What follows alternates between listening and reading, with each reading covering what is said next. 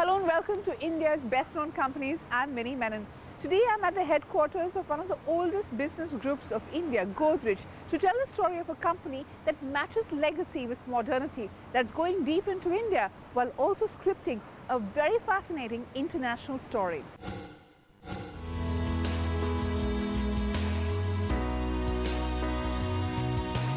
The steel almirah and the ubiquitous Godrej lock are not the only products that make Godrej a household name across India. For decades, the company has been matching its wits against the biggest multinationals across businesses, and it has done well. Started by a lawyer turned inventor, Adeshar Godrej, who set up shop making locks in 1897 and went on to make the first of its kind soap using vegetable fat rather than the regular animal fat, the company has evolved rapidly as India changed, and it's only fitting that today, as India becomes an economic power, this 115-year-old company has been on the forefront of change, defining a new breed of aggressive Indian multinationals and spreading its wings across 60 countries in its consumer products business. The man behind this new age aggressive avatar of the company has been Chairman Adi Godrej, who joined the business way back in 1963. So what was Godrej like then when Adi Godrej got back armed with a degree from MIT? When I came back after my studies, I was the first management graduate to join the group. I had an engineering background also in my studies at MIT, and that was very interesting because there were no management schools outside the United States in those days. There weren't any in India, and formal management-based running a business didn't exist. So I had the great opportunity of bringing in formal management practices in things like marketing, human resource development, financial controls, and that helped me very considerably in getting the group to grow. Well, I trained throughout the group, and then I joined what was then called Godrej Soaps. We had two companies in those days, Godrej and Boyce and Godrej Soaps. And I joined Godrej Soaps, and I took charge of especially the fast-moving consumer goods business in Godrej Soaps. There were other businesses too. And when I joined, Godrej Soaps was making a loss. So I was able to turn it around in the very first year I joined. And then we had a very strong growth story thereafter. So what was the, the quick pointers that you used to turn around the company, and what was the reason for the kind of challenge? Well, mainly management techniques, getting strong management thought into things like marketing, sales, financial analysis, human resource development, and that paid good dividends, especially the marketing part. While Godrej may have brought in a new management focus and style, it's a testimony to the company's legacy that some of its oldest products, its soaps, have seen such little change over the decades. And all of this helped as the company faced a barrage of new competitors when the economy opened up in 1991. Godrej believes that facing all the competition was easy because they had always done it. In Godrej Soaps, our major competitor was the then Hindustan Lever. Even in our other businesses, for example, we were competing with people like Kelvinator in the appliance business. We were competing with Remington in typewriters. So we had international, our major competition was global companies, even in those days. So we were very well equipped for competition when globalization started in 1991. But the new era of liberalization also meant that foreign multinationals could pump in a lot more money and technology into the country. And so this period also saw many Indian business groups like Godrej tying up with MNCs like Procter & Gamble and Sara Lee. We had another strong partnership with General Electric in our appliances business. And when the economy opened up in the 1990s, we decided that since earlier we were not allowed to partner foreign companies and our multinational competition were given a much more free hand in India, it might be useful to partner with some great companies in the world in our important businesses so that we might learn from them. And I think both our joint ventures with GE and Procter & Gamble gave us tremendous learning. A lot of people feel that these were not successful joint ventures.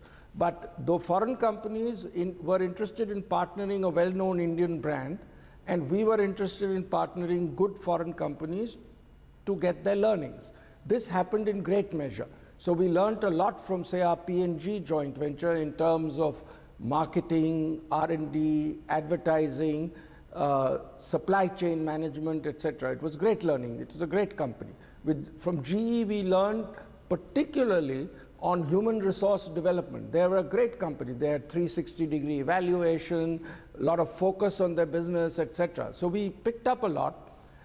As most companies do, in a few years, both of us learned whatever we wanted from each other, and it made sense for us to restructure, and we restructured those joint ventures. The Sara Lee partnership lasted longer. Ultimately, Sara Lee decided to restructure. They wanted to get out of personal and household care. We bought over their share.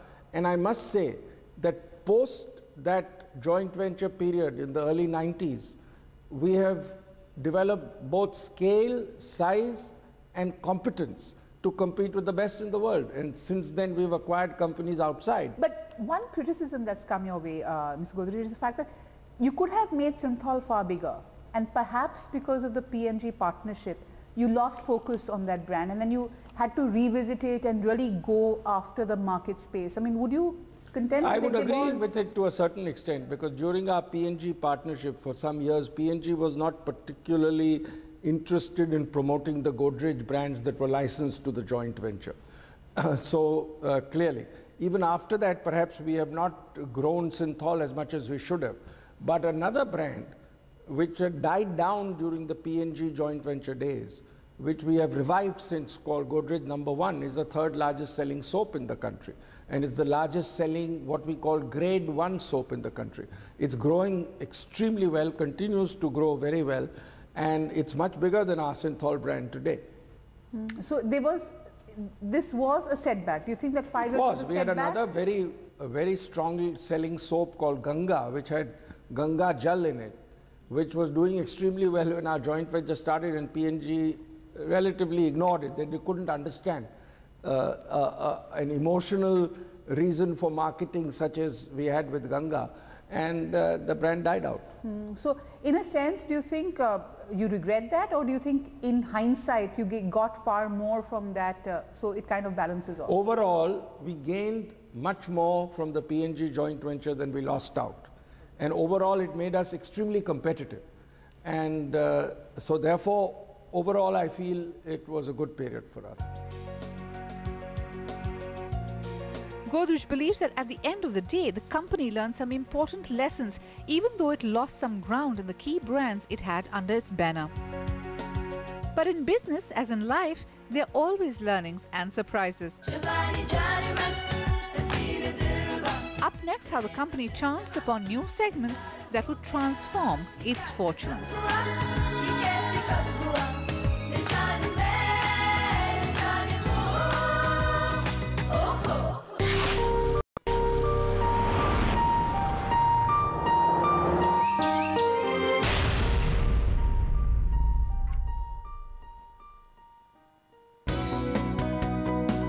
Godrej Consumer Products has come a long way since the time R.D. Godrej entered the Vikhroli headquarters nearly 50 years ago.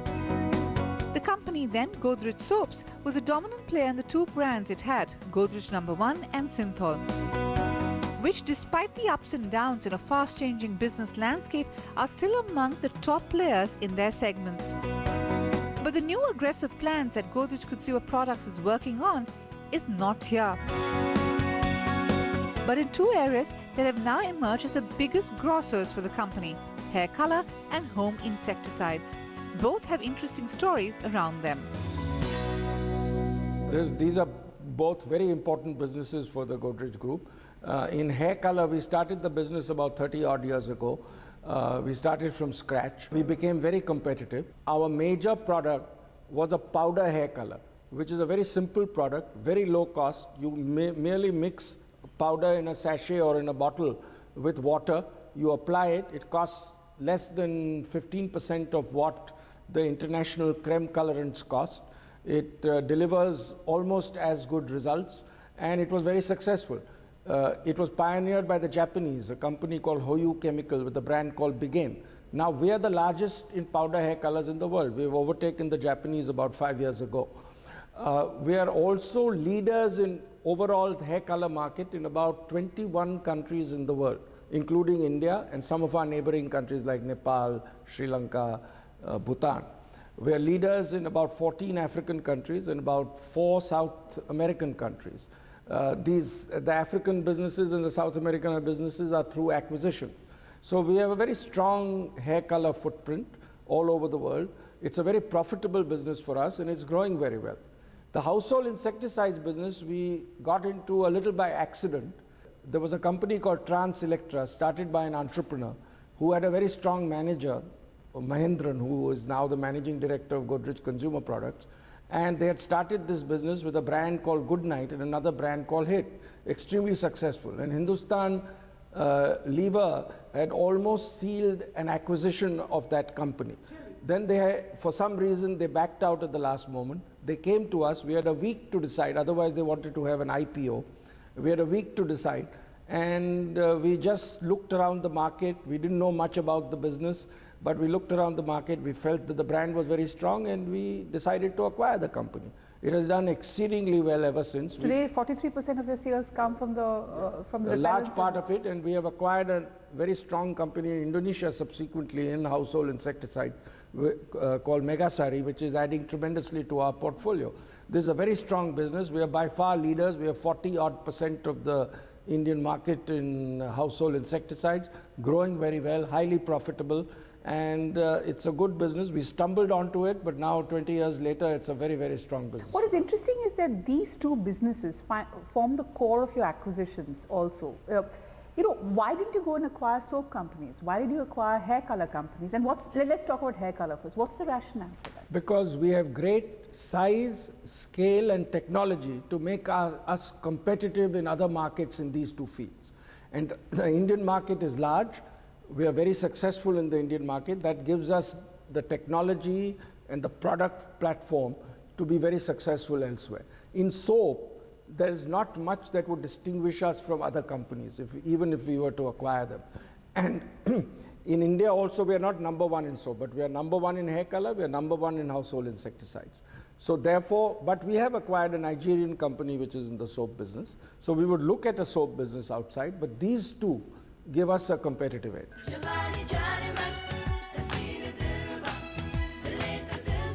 The competitive edge that Godrej enjoys in both these categories has given it a good platform to go in for aggressive acquisitions overseas. So in the new markets, what's the largest strategy? We cater to the bottom of the pyramid. So for example, in Africa, we don't cater much to the white population, although we have started making inroads into the white market, especially in South Africa. We cater to the bottom of the pyramid in most countries. So even our South American businesses do not cater to the top 10% of income earners. Even in India, we are not very strong among the top 5% of income earners in India. But the rest of the market, and in developing countries, that's the big market, that's the growing market. We are very successful. So is value for money the category that you are targeting? Because a lot of Indian companies that have been hugely successful, we had Amul a couple of weeks back, look at a Maruti and the fact that it has such a huge chunk of the Indian automobile market. Is that what is working for yes, Indian companies? Very much so, because we understand that very well. And in India, it gives us great leverage because we have 500 million consumers. So whenever we get into a new product, it's very easy to get people to try it. And whenever we have an innovative product, we are very successful at it.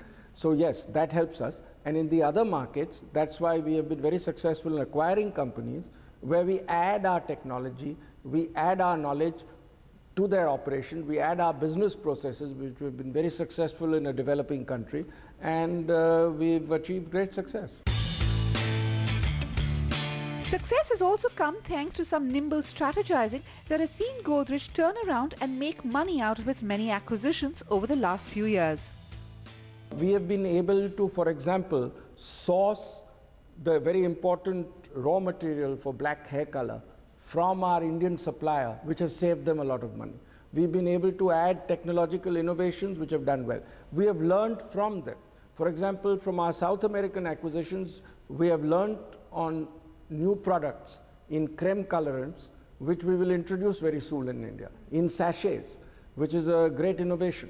Okay. So in a sense, value for money, does it logically mean that you have to go up the value chain, and some of these acquisitions will help you do that? Yes, we will go up the value chain. We are at all levels of the value chain. So whether in our household insecticides business or in our hair color business, we are at all levels of the value chain. But we are much more competitive at the bottom of the pyramid part of the value chain, which is the big market in all the developing countries. And over a period of time, will you be able to get the same scale to the higher end? Yes, also? absolutely, absolutely. We think we'll be very competitive because our value for money mindset will add value there too. A creme colorant doesn't necessarily have to be at $10 a pack as it is sold in most parts of the world. It can be at $3 very profitable. Up next, why the company is looking overseas when it has so much ground to cover in India, and what experts make of its new image and ambitions.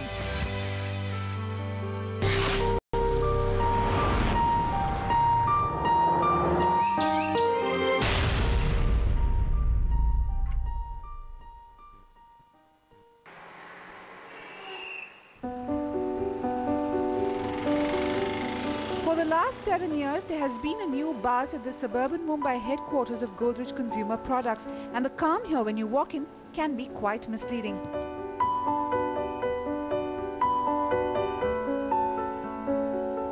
The company has been on an overdrive with acquisitions that have seen it enter new categories and new geographies.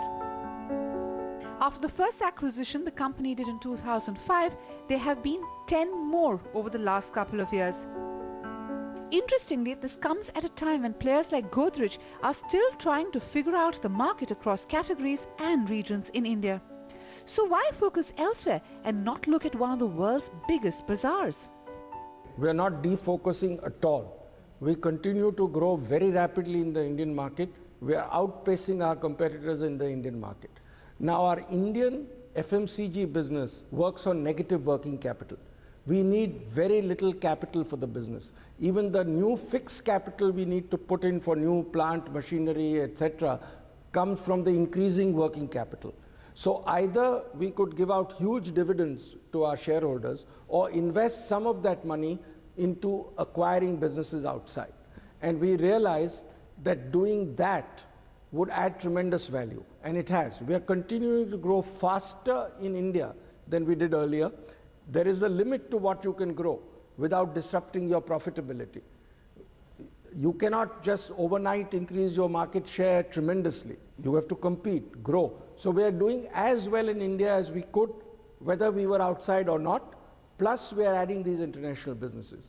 And our shareholders have also rewarded it. The stock price has gone up. Let me take a step back. Very few companies in India can boast of that kind of a situation where you have so much of surplus that you need to put it somewhere. Where do you get the cost benefits? How have you worked that out in the back end? Well, most Indian FMCG businesses are able to work on negative working capital because we don't have to supply to modern retail as people do in most parts of the world. And when we supply to small retailers, we get advance payments from our distributors and we get credit from our suppliers. So we work on negative working capital.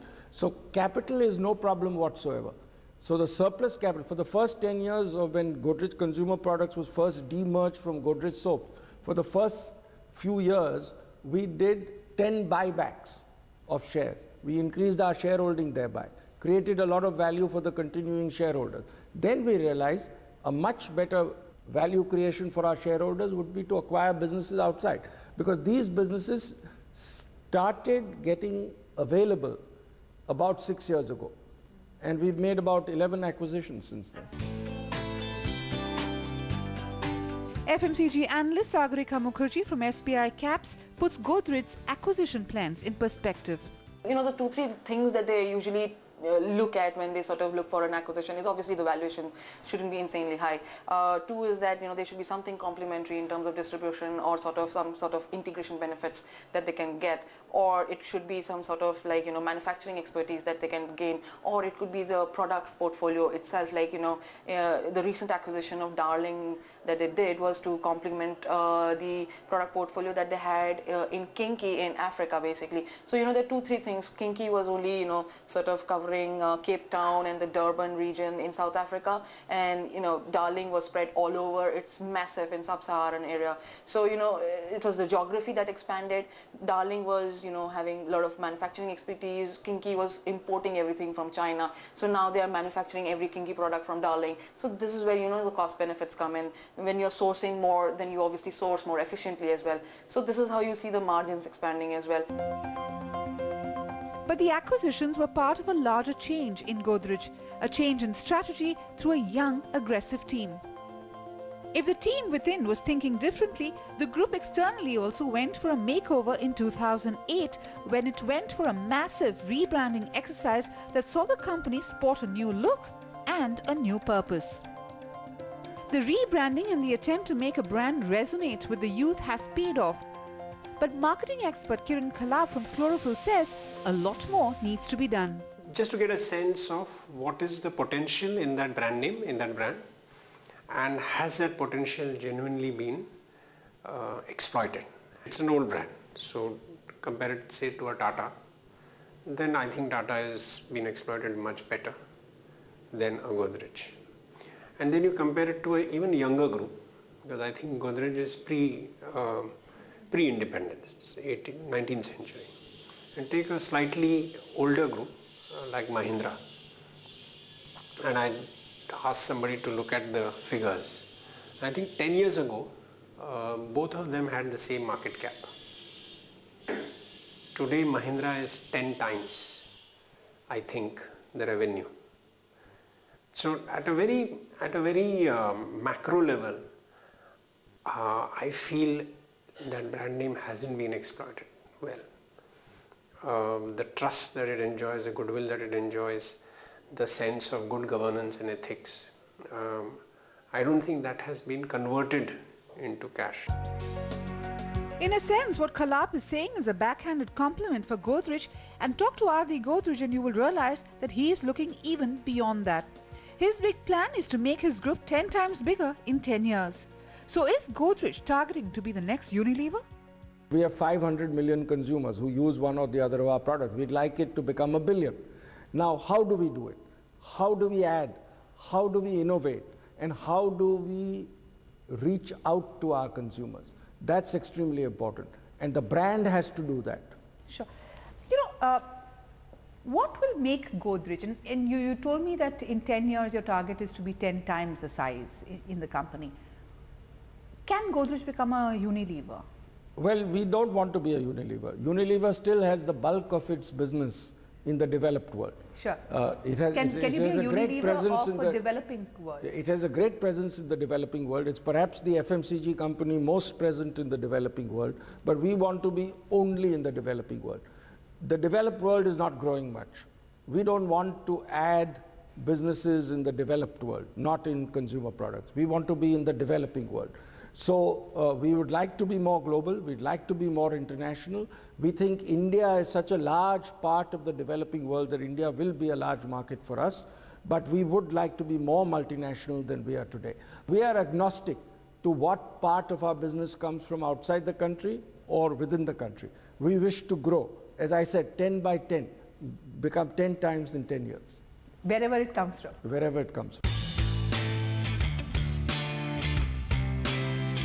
Like many of India's biggest business houses, Godrej today believes the world is a stage. And that is fair, because with global economic equations changing, it's only a matter of time before the familiar companies here begin to dominate markets beyond. That's an interesting new turn in a 115-year-old journey.